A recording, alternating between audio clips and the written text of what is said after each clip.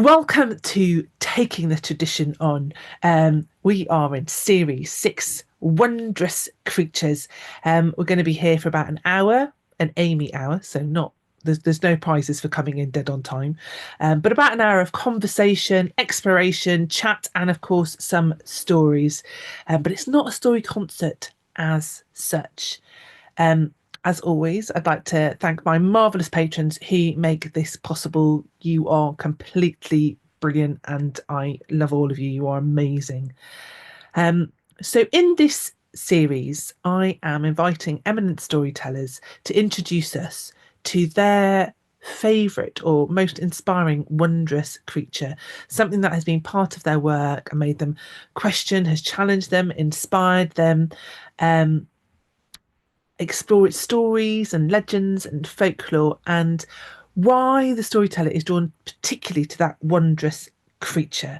And tonight, my guest has chosen centaurs, and I expect you're all, and definitely I am going to know a lot more about centaurs by the time this hour is finished. Just to let you know, Taking the Tradition On is always aimed at adults. And I can't guarantee quite where the conversation is going to go tonight, but it is going to be deeply rooted in Greek myth, which is fairly famous for gratuitous violence, gore, death, sexual content. I mean, it's about adult life. So if you have got small people around, you may want to put your headphones on, or if you're listening to it later, maybe wait till the small people have gone to bed. It's entirely up to you, but fair warning. Now, this month my guest is Despina Ariou, and she is third daughter of a third daughter, grown up, nurtured by folk tales, and living on a little rock in the Aegean Sea called Syros, surrounded by myth and legend, which I have an idyllic picture of how that world is. And out of all the many, many wondrous creatures in Greek myth, Despina has chosen centaurs. So I'd like you all to put your virtual hands together and to welcome Despina for an hour or so of discussion and storytelling as we take the tradition on. So welcome, welcome, Despina. Thank you kindly. Thank you for inviting me here. I've watched your shows on several occasions and I've always enjoyed it. Well, I'm very, very excited that you are here. And I have this wonderful image of you on this island in Greece. Now, Greek mythology, all of the Western world, I mean, we've all grown up with Greek mythology. It's become layered into our language, into our proverbs, into our literature. And so I assume that everybody growing up in Greece, is just brought up on Greek mythology, knows it all backwards, is surrounded by it all their life. But I'm not entirely sure that's always the way. Now, Elaine's just saying I'm a bit loud in comparison to you, Thespina, so I can Don't worry, Elaine, I can be loud as well. How is the sound now? I'm waiting for the ninja typers. Are we about the same level? I can make myself quieter or louder.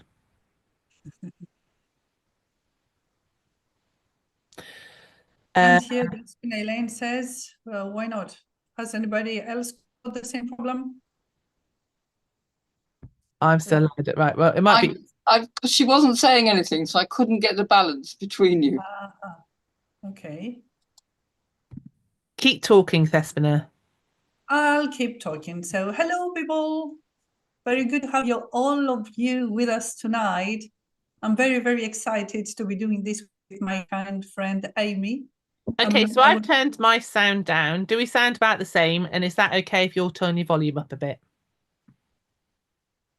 Even if we're not perfectly equalized, I think it's fine. Yeah. Oh no, it makes a big difference, for a conversation. We need to be the same. So is everybody happy now? I can twiddle and fiddle a bit more if you want me to. Yeah, we've got a couple of thumbs up. I think we're okay. Marvelous. So, Despina, Mhm. Does everybody is this idyllic picture of mine true? Does everybody grow up just surrounded by Greek mythology all the time? Absolutely not. No, of course Oh, not. Well, look, we get chunks of myths at school, starting from primary school. At around 8 years old, we start learning the Herculean deeds and the like. But, well, the truth is that these small chunks are like writing history. I mean, when writing history, you don't want to know about all the hardships and the suffering of the people. You just want to know about the big victories, the big win. And it's the same thing with mythology. Most people are, I wouldn't say knowledgeable. They have been informed at some point in their life about some of the great heroic ancestors that lived this land before us.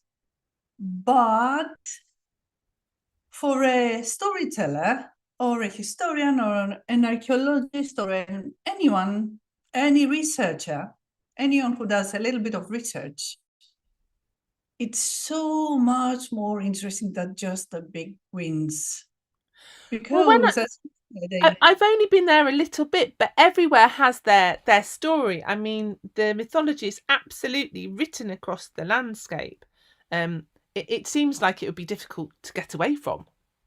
That's true. That's true. Yeah. I mean, you even by hearing a weird name, a weird Greek name that you haven't heard before, and looking into that, there will be a story behind it. And I live here on Syros, in the middle of the Cyclades in the Aegean Sea. And next to me is, well, world famous Mykonos, which I personally think is overrated. But next to it is Delos, a little island, just a rock, not inhabited now, where Apollo and Artemis were born. Or next to Paros is the big island of Naxos, where Theseus, coming back from killing the Minotaur, abandoned poor Ariadne after all she'd done for him, the bastard, stuff like that. It's all around you. It's everywhere. It did. But, you get small bits of the story. And there's always a story behind it. It's never ending. So you're still a bit crackly for me. This is always the way. It's perfect before we start broadcasting and then it gets a bit crackly. Could you try turning your original sound on, Despina? Because I think now you're a bit closer and a bit louder. I think it's just the suppression is struggling a bit.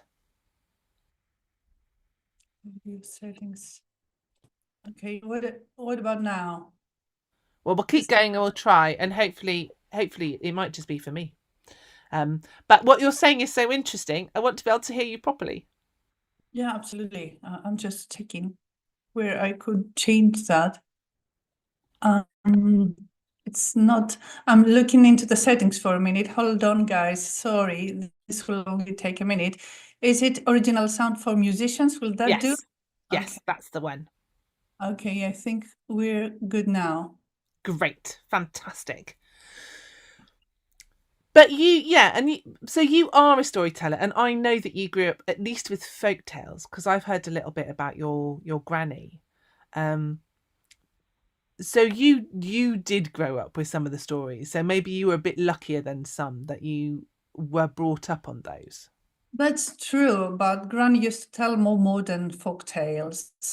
Well, modern in comparison with that faraway past, I mean. But it was my father, it was Daddy Argyris, who was the mythology enthusiast in his own manner, and he'd come and tell us stories, and he was like a natural storyteller. He'd use different voices and things like that, they just came out of naturally for him. He would laugh at his own jokes, of course, and that spoiled it a bit, but still, he was a pretty good storyteller. And he always slept with a huge volume of mythology by his side, at the bedside table, Oh, well, that's fab. And I love that, the dad jokes are just the same the world over. So then out of this huge compendium, this huge encyclopedia of mythology, why have you chosen centaurs? And even before that, maybe, I'm assuming that most people know what a centaur is, but let's just make it clear what we're talking about. Okay, so centaurs, the race of the centaurs is a hybrid creature of half a person, half a man, up to the torso, and the rest of it is a horse. So there are different depictions of centaurs.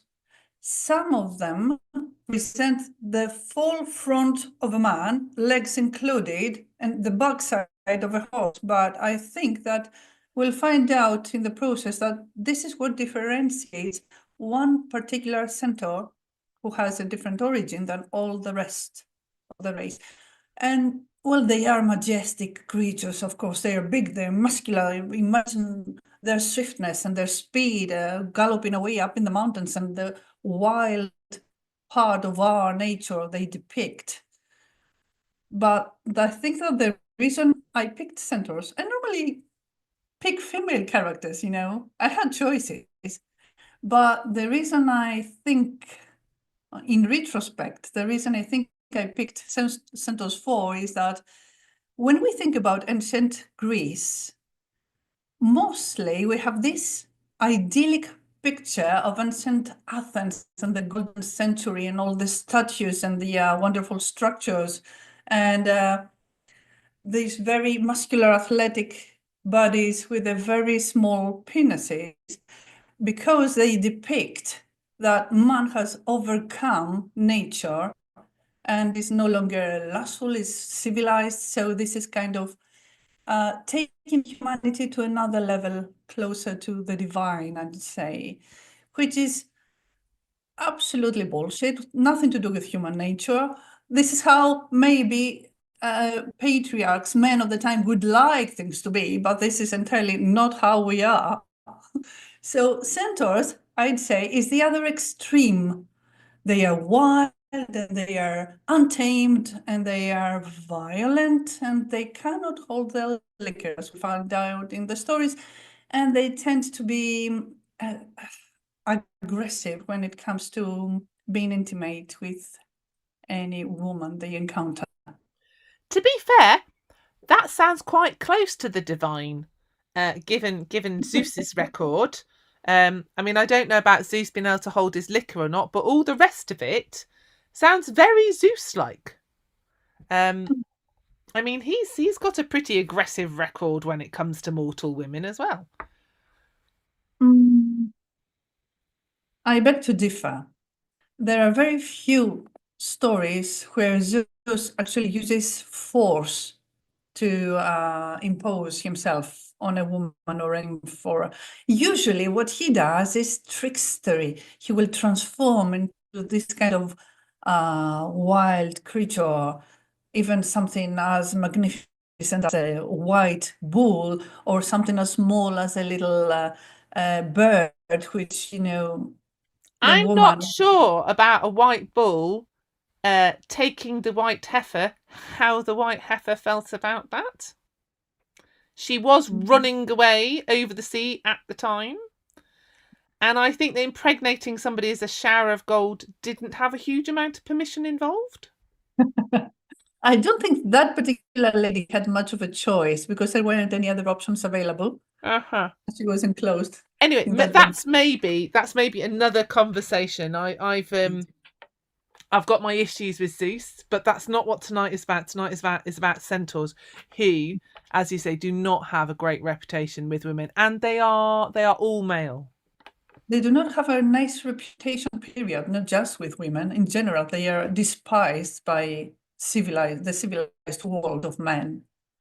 So there are incidents where there is battle, and if you look at the Parthenon, which is the most popular site, ancient monument of Greece, there is this triangle in the southern side, which is full of metopes. And metopes are little depictions. There used to be 32 of them, and they all show scenes from the Centauromachy, which we will learn about later on today. But if people are anywhere near the British Museum, they can actually go and look at some parts of it. And after our stories tonight, they will know what they are about. Or if we have anybody here from France or visiting France, also you can find some of them at the Louvre Museum. And of course, you can always come and visit fabulous Greece, not in summer, it gets too hot, but the rest of the year, fabulous Greece, and go to Athens. We have a very, very decent archaeological museum nowadays, so people can enjoy and really learn stuff. Oh well, it's definitely on my bucket list. I'm going to get you to take me around, but not in the summer. Yeah. So where do centaurs come from? Because that's sounding like a very uncomfortable origin story. Okay, we have the first centaur, which is a whole other story than the rest of them. And the first centaur is called Chiron or Chiron in the British pronunciation. It's Chiron in Greek. So Chiron is the son of Kronos, Titan Kronos, father of all the gods.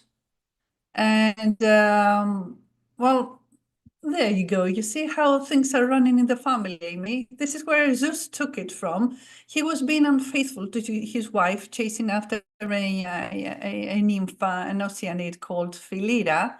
And there are different versions. In a version, Philyra was trying to escape his advantage, and she had transformed into a mare, and then he transformed into a stallion, of course. And in another version, the two of them were already having a great time when his wife Rhea went looking for him, and he did not want to get caught in the action with the hand in the jar, if you know what I mean. So he transformed himself into a horse while copulating. So that must have been a bit of a surprise for her. I bet. Yeah. Yeah. So when Philyra gave birth, this strange creature came out of her that was part human, part horse, and she wanted nothing to do with this baby because it was not divine enough, I guess. So she abandoned the newborn Chiron, and it was Apollo and Artemis who found him and took him under their wings. And they decided that he would be their protege, and they raised him and they instilled every bit of wisdom or skill they possessed themselves into this little creature who was a very good disciple, and he learned how to fight with a javelin and hunt, and he learned the divine art of archery and astronomy and botanology. He knew all the herbs. He was aware of medicinal cures, and he later became let us say he had a nursery. every time a royal baby would need to be saved by somebody who was usurping a throne, or maybe it was a divine, half divine demigod hero who would become a hero afterwards, who needed to be rescued. They would be taken to Chiron, and Chiron would raise them. And the thing about Chiron was that he was able to spot the most, put the skills inside each hero that had the best potential for them. So, for example, Asclepios became the best doctor, and Achilles became the awesome warrior that he was. And of course, Heracles, who is very closely weaved into the centaur stories, plays a big part. He was a student of Chiron also. But So you Chiron had is like lots and lots of students, but if you Google Chiron, it is Achilles. I mean, there are so many pictures of Achilles and Chiron, and him teaching. I mean, I hadn't realised that so much that of that part of Achilles' story, because obviously everybody knows about him being dipped by the heel by his mother, and so I was thinking, oh, he has a nice mother. He wants to look after him, and he's raised by his mother, but actually, the time that he spent with Chiron absolutely developed who he became. I read a very interesting detail to the myth. They say that when his mother was interrupted by his mortal father while doing this process of immortalization to the infant, when he interrupted this process, she was so taken aback that she squeezed his heel a bit too much and actually broke his ankle. So when he was taken to Chiron, he was injured. And they say that Chiron used a transplant and a bone from a buried giant and put that into baby Achilles' foot. So Oh wow. it's like a metaphor of the first surgeries, maybe, or something like that. Mm-hmm. Sounds like it, because these are really old stories. Obviously, we're talking about the Trojan War and at least 2 generations before that, because Jason also was raised by Chiron, and Jason was 2 generations before the Trojan War. So we're talking about, okay, so that people know more or less, we're talking about 1200 BCE. So just so we get a general idea. So Chiron is he's an artisan. He is a tutor and a wise creature and the teacher of the gods and demigods. He is divine and absolutely everything the opposite of what you said about centaurs before. Indeed. Yes, that's true. Because centaurs are a totally different story. So we have Chiron, the benefactor of humanity. And then we have, where shall we take all the other centaurs? I'm trying to think which thread to pull. So let's start with Daddy Ixion. So Ixion was a mortal king, and he was reigning vast lands and loads of people, and he was not very decent because he had promised a dowry when given a bride, but he never paid what he had promised. So there was this incident where father-in-law stole some of his horses to get compensation for the dowry owed, and then Ixion kind of tricked him to his death and took his horses back. So supposedly this was the first time somebody in Greek history killed someone of his own kin, even though it wasn't by blood, but still. So he was rejected by his people, and he lost his throne, and he was scared for his life. So he entered Zeus's temple as a pleading for his life, pleading with Zeus that he be spared and be given a second chance, because he had really, he was suffering from remorse. So unexpectedly for Zeus, not only did he forgive this man, but he also invited him up to Mount Olympus to dine with the gods. So Ixion was up there among gods and goddesses, feasting upon ambrosia and drinking sweet nectar, when Hera turned to Zeus and she said, "Husband, this mortal you brought is hitting on me."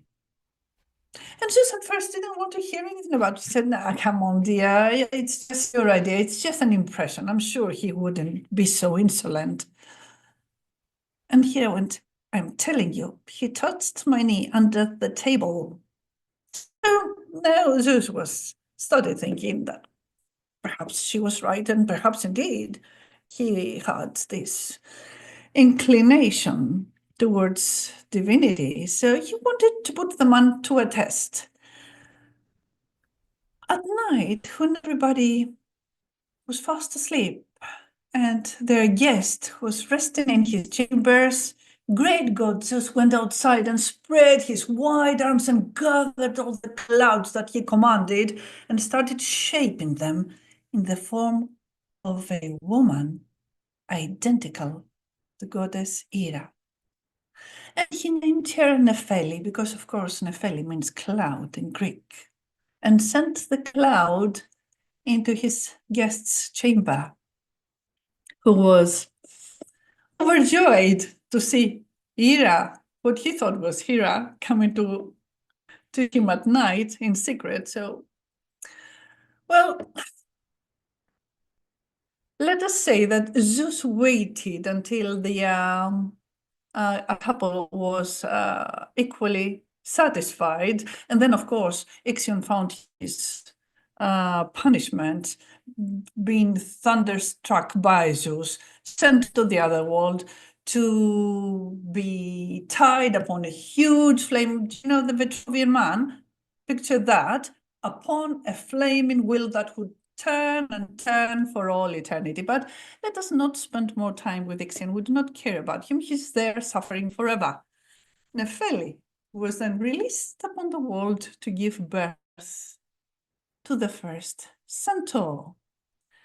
Obviously, as a reflection of this mortal's bestiality and his insolence to be, lusting after gods. So this creature was raised, it must have been Thessaly, if I remember correctly. Sometimes there are stories of centaurs in Thessaly. Other times we find them in Arcadia, in the Peloponnese. So maybe they lived in one of the two regions and then they were pushed away by humans to the other. So he did start his own race by mating with the mares he found up on the mountain slope. And then you had new centaurs and more centaurs. And, there was a whole race of centaurs.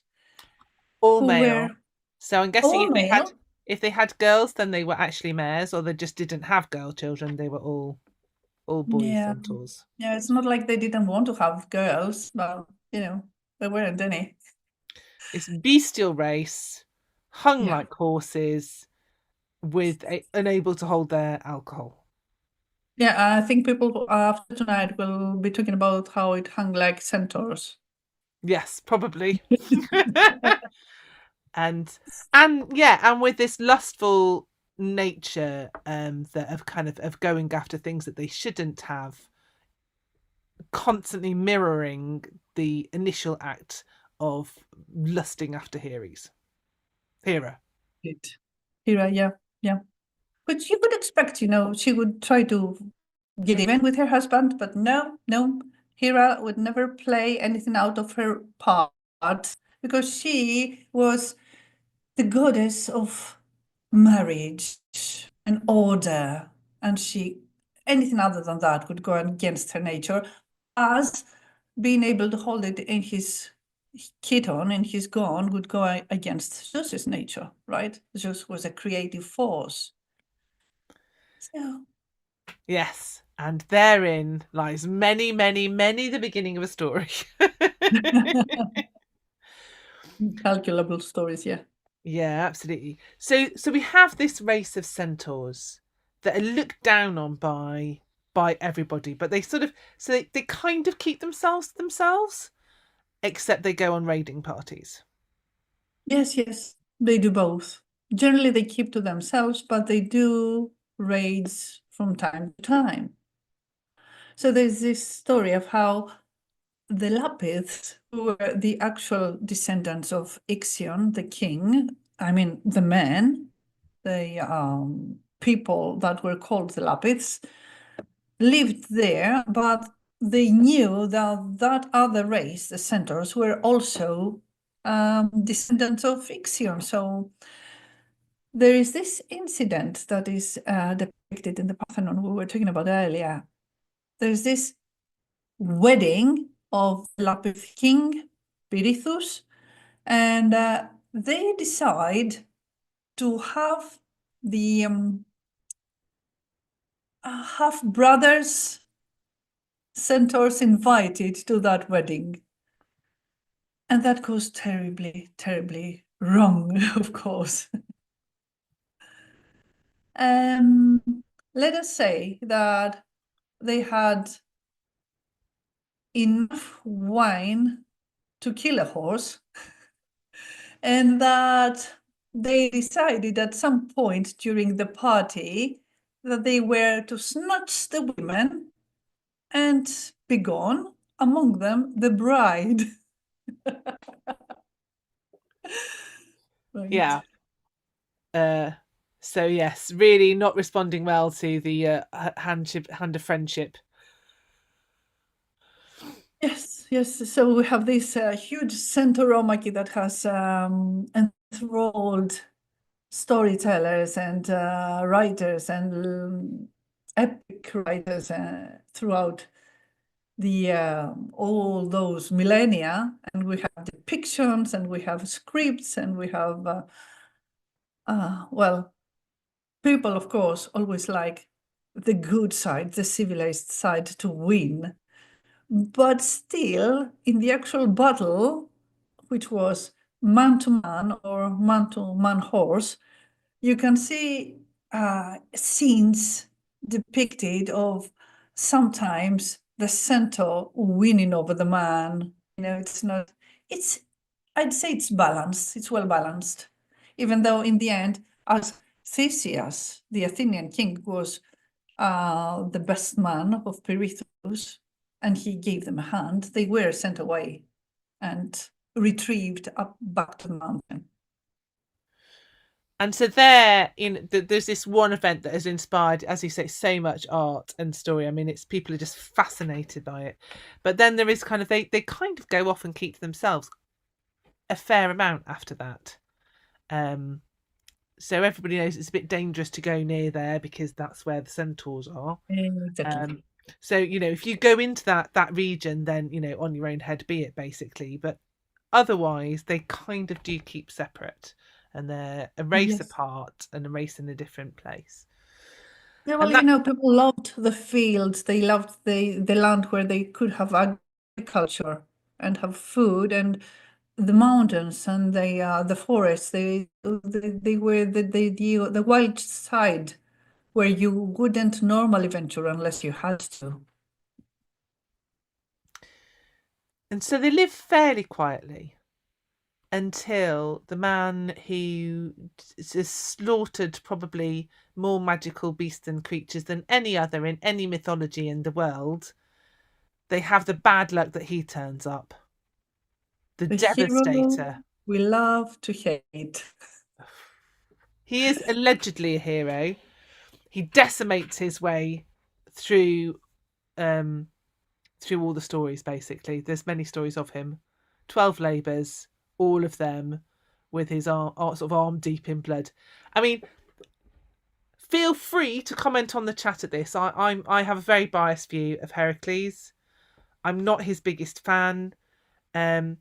He is a hero. Many people may think he's amazing and brilliant. So feel free, everybody, to stick up for him. Despina, you feel free to stick up for him. Tell us about Heracles, then people can defend him if they want to. Okay. Well, people should know that it was an actual centaur, the last of his race, who actually stuck it to him. But that's for them to do their own research and find out. We may come back to it. But yes. That amazing, glorious man who was half barbarian and half Greek. Well, he was entirely Greek, but his ways. He went around what was then the whole world, what people knew to be the whole world. He went from side to side. He traversed the whole thing. So Heracles' fair, story. it's not just Heracles that's the problem. Here is involved in the beginning of the Centaurs, and I mean, she does really have it in for Heracles. I mean, Hera's got her finger in a lot of pots, hasn't she? So, indeed, yes.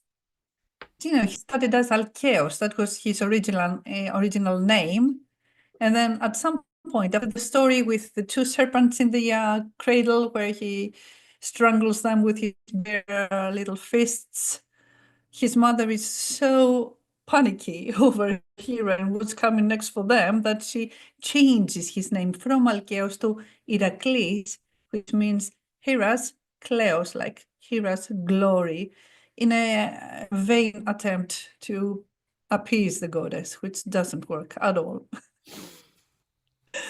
So yeah, Heracles has murdered his first family, and he has now to atone for himself by doing the 10 original deeds. It was 10 at first, they became 12 later on, by serving under his despised first cousin, King Eurystheus, who only became king because, due to Hera, was born a little earlier than Heracles did. That was a nice way of outwitting her husband, who was so glowing over his coming son. So here's how it goes. He starts doing deed after deed, and now we're in deed 4, where he has to go and kill the Eurymachus boar. Eurymachus is a place, it is a mountain, and it is a really wild area, and this boar has been ravaging the entire area. He has killed cattle, he has damaged crops, he has done, there have been attempts to hunt him down, but he's so wild and ferocious that everybody is, too intimidated to go after him. So if people have been killed by this boar, it is there's a good chance, according to Eurystheus' mind, that Heracles might be killed as well. That was the whole plan, after all. So Heracles is sent to fetch the boar, and he doesn't know exactly where to go chasing for the animal, for the beast. So he visits his friend Pholos, which is maybe the only one, the only kind centaur we know. And Pholos takes him in and puts a place up for him in his cave. So he draws a little map with a stick on the ground of which path Heracles should follow to go find the boar and hunt it down. But as the laws of hospitality suggest, he has to offer his guests food, of course.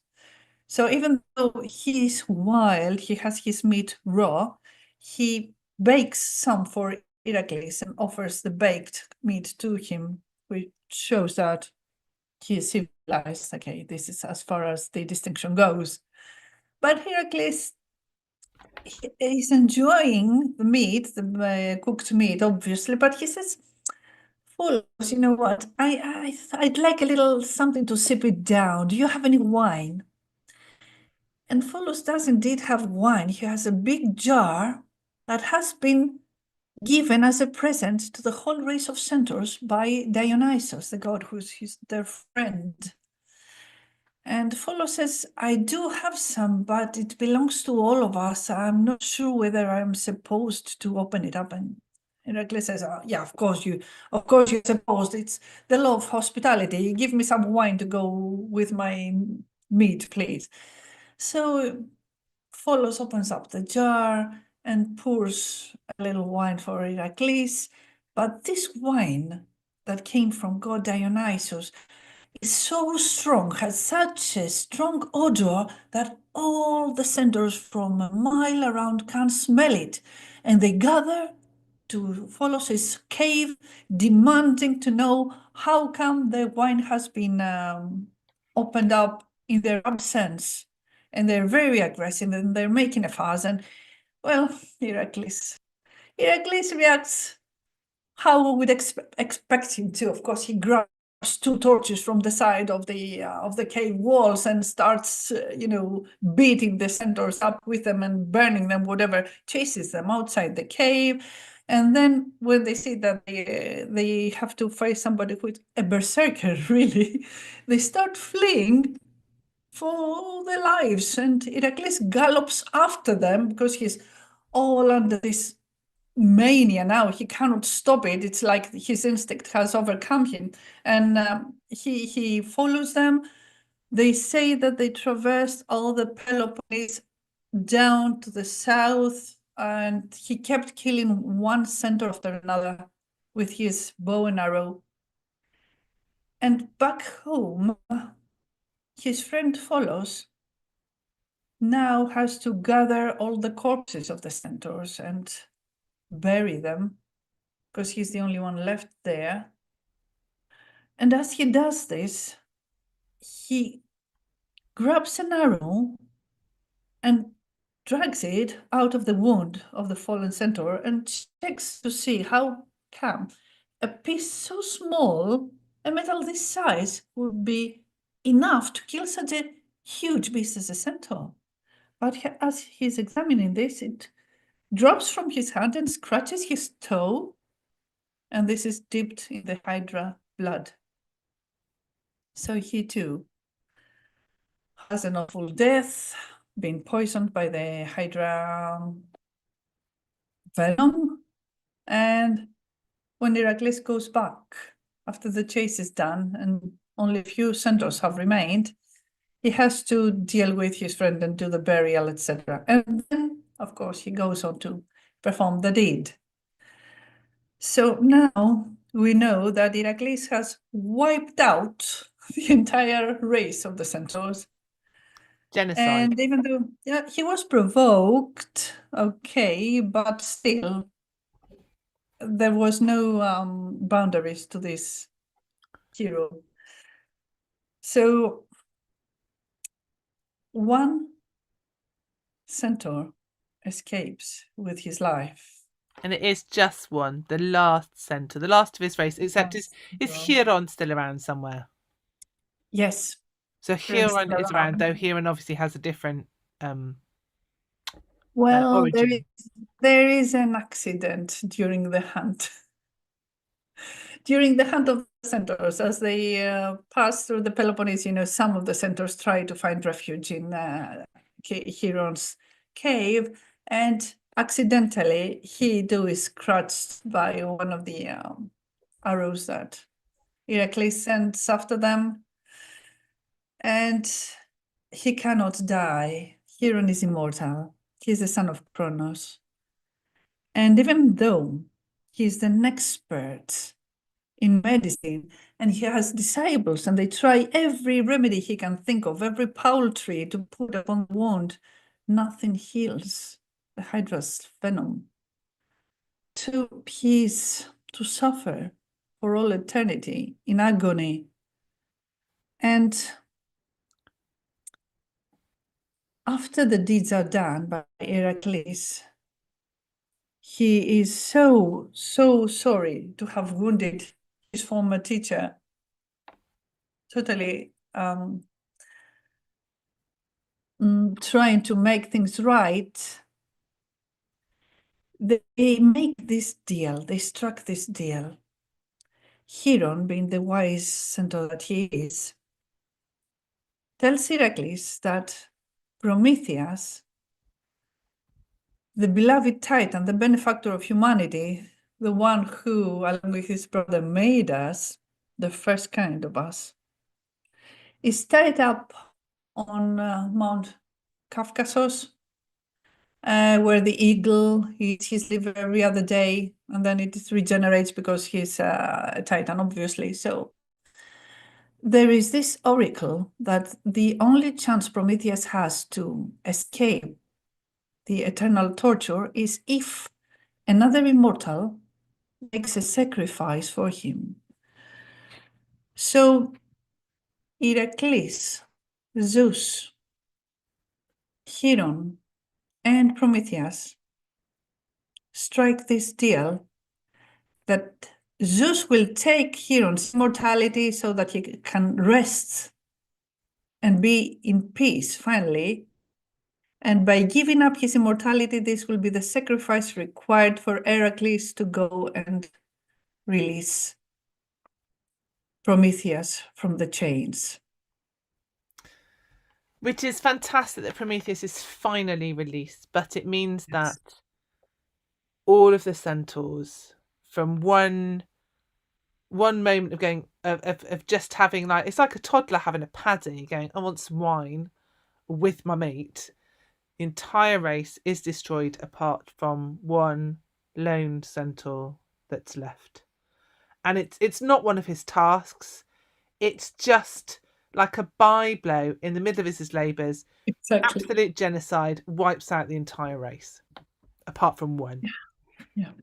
Okay, so we find this final. We should say now, for people who like catastrophism stories, that Zeus is so respectful of Chiron and all he's done in his life, and the great spirit that he is, that he puts him up in the sky in the form of the centaur, or some people call it Pegasus. There are different stories for the same constellation, but in this version, it is Centaur Chiron. And we find the last remaining centaur very, very further down Heracles' story. When he's done with all the deeds, he's married to Deianira, one of his mates. Okay, when he goes down to Hades to bring up Cerberus, Hades' dog, and show him to Eurystheus as his final deed, he meets a mate who is now dead, obviously, but this mate worries about his sister who's left upon the earth, and he's not there to protect her. So he has Heracles promise him that when he returns and is released from his oath, he will go find her and marry her. And this is what Heracles does. He marries Deianira. They live together because he accidentally kills her father, his father-in-law. So they have to flee so he can find some more atonement down the line. You know, this is how he spent his entire life, atoning for one crime after another. So they have to pass through a river. And Heracles can do it. The girl obviously can't. And Heracles cannot carry her with him while doing that. So there is this centaur there, whose job is, this is how he makes a living, to pass people across the river and back. So Nessos, he says, don't worry, you can go swim and I will pass your wife for you. You can pay me when you get there. So Heracles agrees, puts Deianira up on the centaur's back. Centaur enters the water, starts swimming, but in the middle of the river, he starts molesting the girl, harassing her, of course, and Heracles sees it from the other side, and he uses his bow and arrow again and kills the last centaur. But as they leave the river on the other side, and before he leaves his final breath, he tells the girl, you have a fine man, but he's not very loyal now, is he? If you ever see that his love is turned towards some other girl, take this bottle and fill it with my blood. If you put it on his gun, he will be forever yours. Do not use it unless you need it. These are my final words. And he's gone with all the race behind him. Centaurs are gone, wiped out of the face of the earth because of Heracles. And it's not long before Heracles has eyes for another woman. So they find refuge in this neighboring kingdom, and the princess, Iole, is very good looking. So Heracles has this arrangement with the king. Somehow everybody wants to have him as a son-in-law, even though they put their own lives in danger, they still want him. Anyway, so they have this arrangement that he's to marry Iole. So he sends the nerve of the heroes. He sends his manservant back to Deianira to ask for his best gown for the ceremony. And she, of course, as she wear another Medea, she spreads the centaur's blood on his gown. On his gown and sends it back to him with his manservant. But the minute Heracles put it on his body, it kind of sticks and starts burning, and he tries to pull the cloth away, but with it, he tears his own flesh. So he cannot get rid of it. He's in agony. He goes uphill, and he starts gathering wood for his own funeral pyre. So when everything is ready, he goes and stands on top and asks his friends, his mates, to put the fire up, but none of them will, except one who does it for him, and Heracles gives him his lance, his javelin, and that is inherited by his son Philoctetes, who then uses it in the Trojan War. So everything has to do with families in mythology, in Greek mythology. Everything has to do with bloodlines. You have the same names over and over.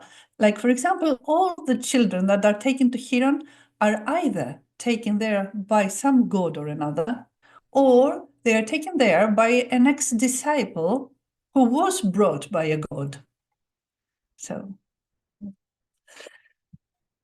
So yeah, even But though the thing is, but died, Heracles, even at the end, you know, kind of the last centaur gives his life for revenge, and even then there's a get out clause. If Heracles actually behaved with honour, he would be fine. yeah, indeed.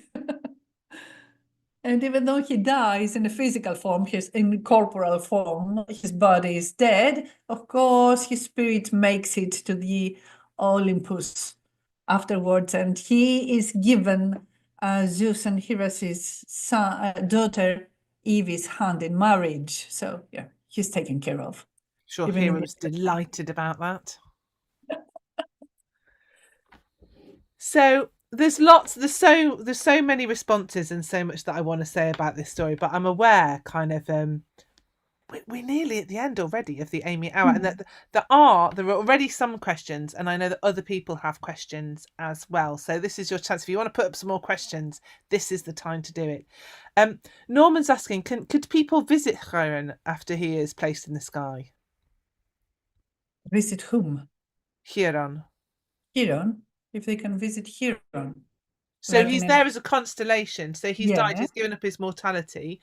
Can they go and see him as a you know? And he's a constellation. Does he still exist? Of course, he exists forever. When you're put up in the sky, this is the whole point, that your memory never fades. We still talk about them so many thousands years afterwards. Yeah, but I think he's asking, can like, you know, could gods and demigods go and visit him? I don't talk think to that's him? how constellations worked. But now with Elon Musk and all his spatial traveling, you never know. Maybe at some point. Jane's asking, didn't Hera get tricked by Athena into nursing baby Heracles and giving Yeah, him exactly. immortality? That's how, yeah, of course. She was daddy's blue-eyed daughter. They always worked together, Athena and Zeus. And this is how Heracles became so strong, and this is why Hera was all the more determined to do away with him. Yeah, absolutely. And from that incident, by Hera waking up and realizing she has a strange baby on her breast and pushing the baby away, from the spread of the milk, we have the Milky Way. This is how it came to be. So for me, this you wonder what centaurs really were like, because there's this whole thing about kind of the winners telling stories, and it seems to be an archetype of kind of a small race of people who are just, lots of stories are told about them, and it's kind of like, you know, it's the same thing that have been said about lots of races of, oh, you know, gypsies eat babies and Jews do this, and that kind of of absolutely othering one race to unite the other and to strengthen the already strong position, and because they're wiped out, they don't have a voice unless people like you tell the story. And so yes, Chiron is up in the sky in the constellation, and so their story has managed to filter through, but you've got to kind of tear through the layers and ask the questions and not just take it at face value. It just seems to be such a metaphor for all of those other races. There was an ancient, not so ancient, writer who was trying to debunk the myths or find the truth behind them. His name escapes me right now, but he said that the centaurs were always the other tribes coming from other places, and perhaps they were the first in history the first men who managed to climb on horses and ride them, and they would look so weird to the people who hadn't, obviously. And if they were really good riders, if they were really fast, perhaps all they could see was their backside, seeing the back of a man and the back of a horse. So, somehow this sparked people's imagination. Then they created Well, this legend. it would look like one being. I mean, horse and rider would absolutely look like one being. Elaine is saying, Amy said that women have issues with centaurs, and Despina replied that so did the men.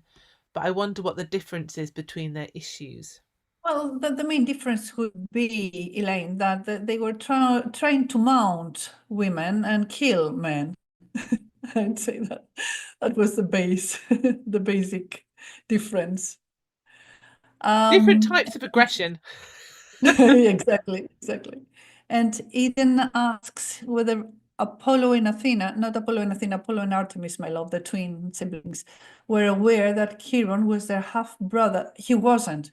He was not their half-brother, because Apollo, Artemis, and Athena are all offspring of Zeus. Chiron is a son of Kronos, so that would make him their uncle. Yeah.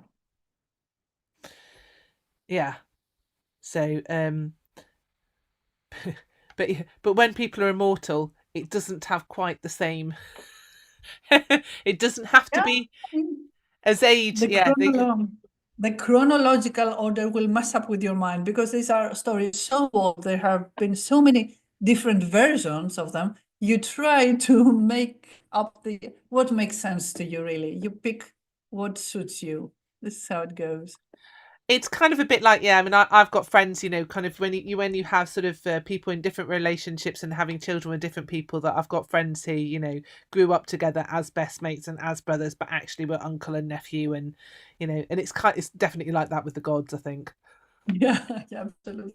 And then you have nepotism in modern times, which comes from those times, obviously, right? Yes, absolutely. So we're sort of coming to the end now. I mean, I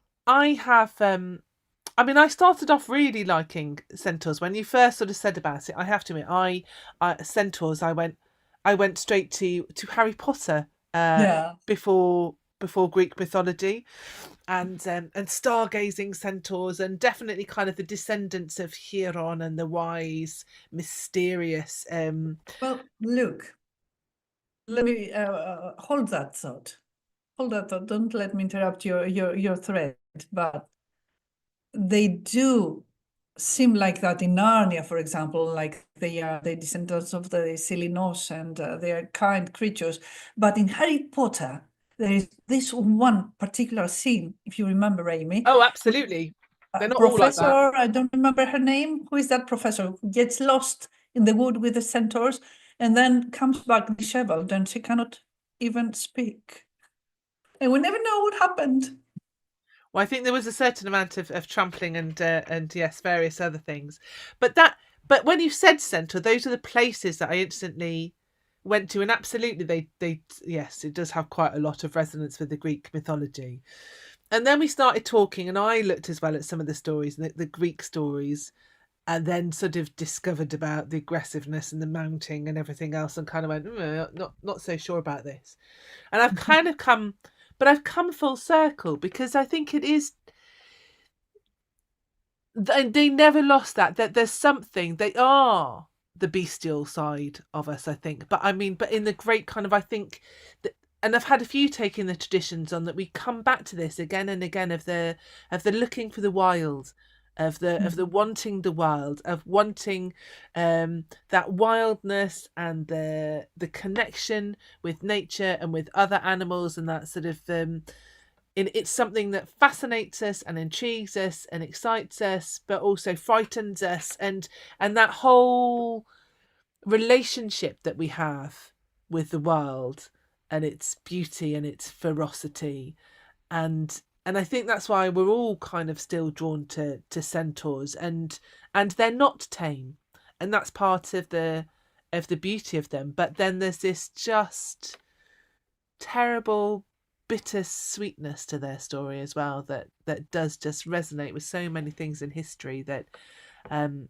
I've just found this whole journey with you really inspirational and bittersweet. And I don't know if anybody else has got any sort of last comments that they want to put to you, but thank you so much for bringing centaurs to us, absolutely in the spirit of taking the tradition on, taking it forward and taking Indeed. it on. You're very welcome. It was a pleasure. So I Yeah, I think think if we look at it as a metaphor, it's the untamed nature that's still part of us. It's hidden somewhere in there, in the serpent brain at the back of our brains, the serpent part of our brains. So, and sometimes, I don't know about you, Amy, I think many of us are drawn to the villains of a story. Oh, absolutely. They're always a bit more interesting, aren't they? Yeah, exactly. Yeah, Vivian is saying bittersweet is the word for her as well. So we've had an hour with centaurs. Despina, you're so knowledgeable and you do so many fabulous things. So I'm sure that people, if they don't already know you, are going to want to see more of you and definitely hear more of you. So if you have enjoyed tonight, which I'm sure you have, then please go and have a look at Despina's website. And that is where you will also find a link to her podcast. I think Simona is here tonight. So she runs with Simona. Tell Muses podcast. So there's loads of fantastic podcasts there for you to catch up with. Also, please do subscribe to the YouTube channel, Taking the Tradition On, where you can hear tonight again if you would like to, and there is an archive of lots of other wonderful storytellers and topics. It's all free to access at any point, so enjoy. And Taking the Tradition On will be back in May, first Tuesday in May, and got a very wonderful guest as ever. We're staying with wondrous creatures, and I will be here with Michael Dacre taking on ravens, which I think will be a very different conversation, but equally fascinating, and I think possibly also heading to the dark side. But for now, good night, and thank you all, whenever and wherever you are, for joining me and Despina to take the tradition on.